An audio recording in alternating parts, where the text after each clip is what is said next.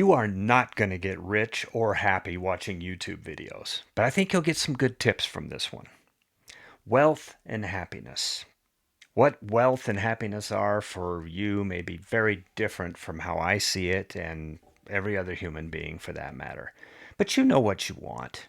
You can see it in your imagination. There may be days where you can almost taste it, but you can't have it as long as you're blocked by obstacles within your own mind. There are three barriers you must absolutely confront and clear before you can stop stumbling around in the darkness and start running at a full sprint toward your ideal future. Number one, a hate for work. Number two, a hate for money. And number three, a hunt for happiness.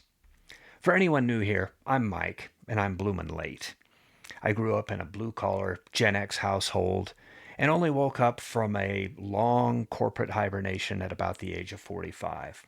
Since then, I've written and published a novel, gone back to school and gotten my MBA, reconnected with some childhood dreams, and started this YouTube channel as a part of what I see as my calling to help other people do the same with their lives and bloom late in their mature years.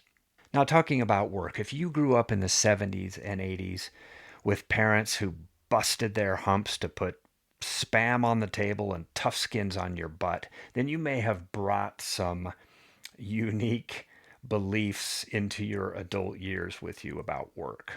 Things like work is hard, bosses are jerks, pay is not enough, companies don't care, I'm not supposed to like it, and this is just the way things are.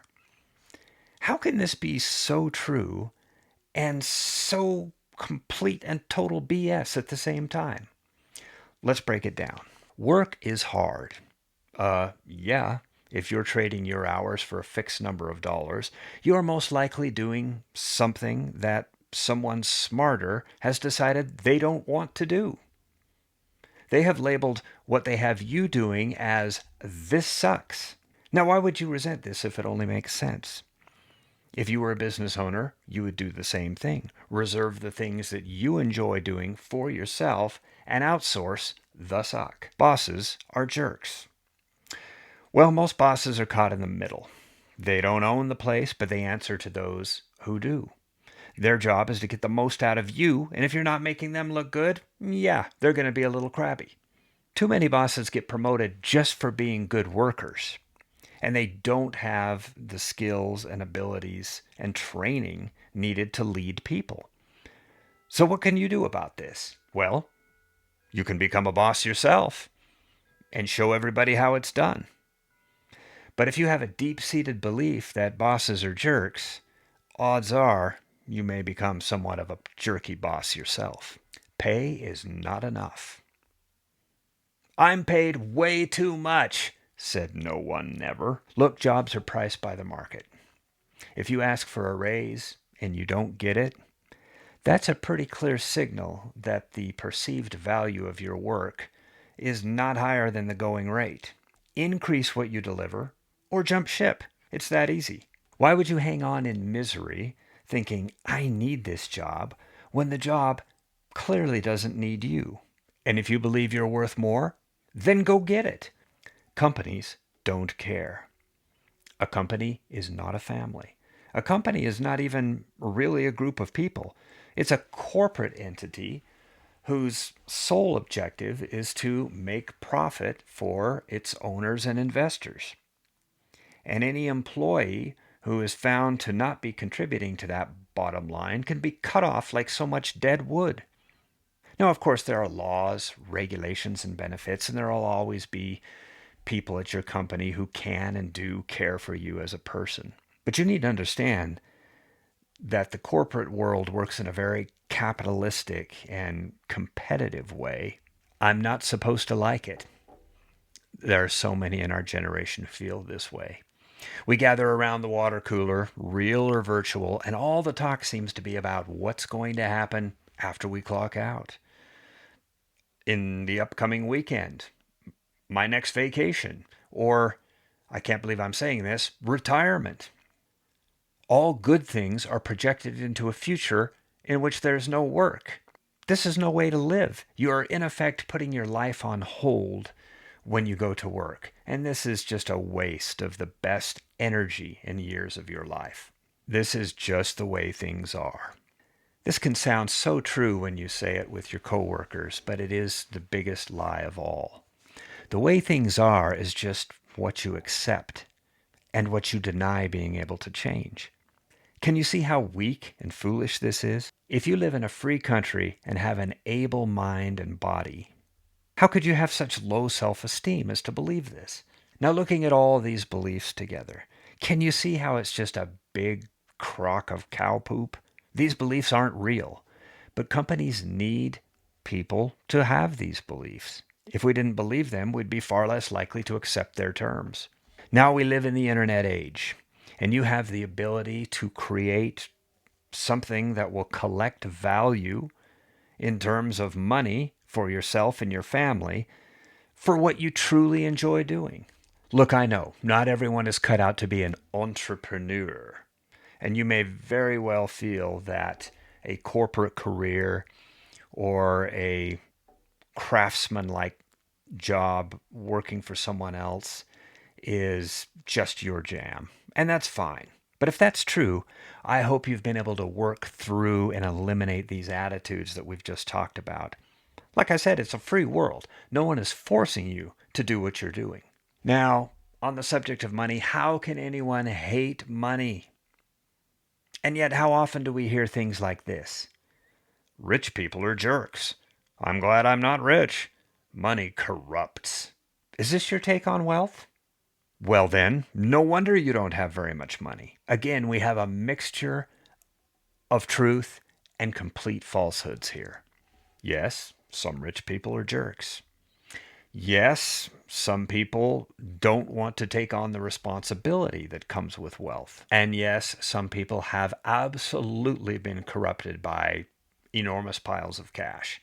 But are you really so weak in your self-concept and in your identity that you feel that these things have to be true about you personally? Do you honestly believe that being able to support your family in comfort, stay out of debt, build a secure future, have and do the things you want, and provide a legacy for those you love are somehow bad things? Now, poor people see money as something that's necessary in order to pay the bills. Middle class people see money as something they need in order to improve their credit so they can buy things to impress rich people. Rich people, well, they use money to make more money and to provide jobs for those who are willing to do the work they no longer have time for. Is that not a better use of wealth than paying bills and building debt? Think about that for a minute. When you finally realize that you being rich is better for the world and everyone who lives in it than you being poor, you're finally jumping that obstacle and making some progress. Now on to the hunt for happiness. Ah, happiness. That far off city on a hill where we all rest on our laurels and munch grapes on beds of roses, where all work is done and there are no more trials or stresses. Right? Wrong. Seeing happiness as an end, a culmination, a destination, has led to more unhappiness and disappointment than anything else we do as humans. We just don't understand happiness. When we think and feel this way, we are in effect procrastinating the possibility of our happiness. If your happiness becomes dependent on the passage of time, the acquisition of skills, material things, the actions of others, even your own discipline and ideas, then you have only disappointment coming. Happiness grows out of the fertile soil of gratitude, nourished by the sunlight of positive expectation and the water of infinite potential. It's planted in a garden right where you are. Now, do you have to weed this garden of happiness? You bet your life you do. And it's hard work. The thorns of failure and setbacks will tear your skin and you will bleed, but you will also heal. And there's no way to know what healing and happiness feel like unless you experience the thorns. Happiness is worth pursuing, but if you let it outrun you, you're going about it in the wrong way. It's always right there, back there in the garden. If you see happiness as elusive, it will elude you. As soon as you stop seeing it as something that you need to hunt down and kill, you're starting to get over that obstacle and you're on your way. Now, I hope you can see your way through these three major barriers. If you can redefine what work is in your mind, understand what the purpose of money is, and see happiness as something that is part of your daily experience, you'll start to move steadily and joyfully towards a life you can truly enjoy.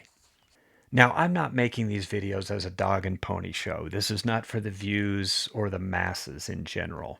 This is for a very special and select group of people who are still watching right now. This is for you. I believe my calling is to work one-on-one with people who want to bloom late, who want to talk about their ambitions and those things that might be blockers in their own lives.